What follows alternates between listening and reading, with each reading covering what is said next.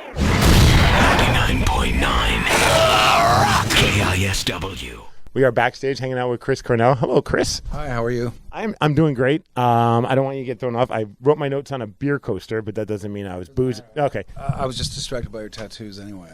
Okay. Any of them that are sticking out for you, or? I don't know. It's the first thing I saw was like the simplest one that's just the circle with little lines on it. You know. That was my old band's logo. It was a halo. I guess it looks kind of cool to see the primitive looking thing in the middle of what looks like someone like had a lot of years of experience and expertise to pull off. Yeah. What is that? Because I see sort of legs and high heels. Is that Ziggy Stardust or something? It is or is it just? It's a girl playing a tambourine. Oh, I see. Okay. Do you have any tattoos? I have one, but it's sort of hard to get to. Can't really show it now. It's here. Do you ever watch like the tattoo TV show? I've watched a bunch of them, like the ones where they like fix up the tattoos, and the one with Dave Navarro.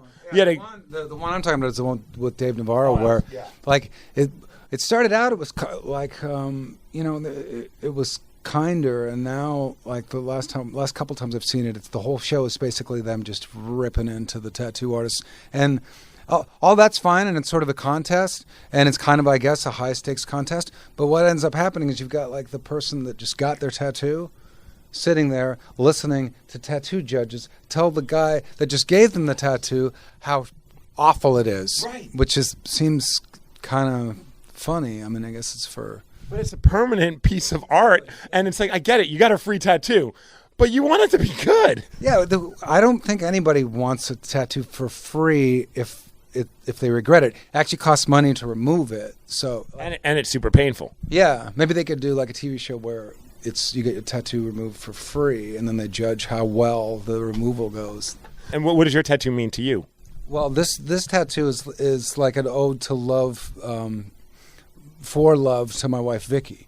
And so, it's around the time that I married her, and I remember like driving in the car and thinking about what it would look like, and having to ask her how to spell forever in Greek letters in Greek, and then hoping that was actually right. Yeah, you don't want that angry tattoo artist that writes like he writes hamburger instead or something. Yeah. Well, I just wanted to make sure it was right, and then taking something that I drew, that I liked, and then giving it to someone I'd never met before, to put on my arm was a little bit, whoa. Like that experience was a little bit.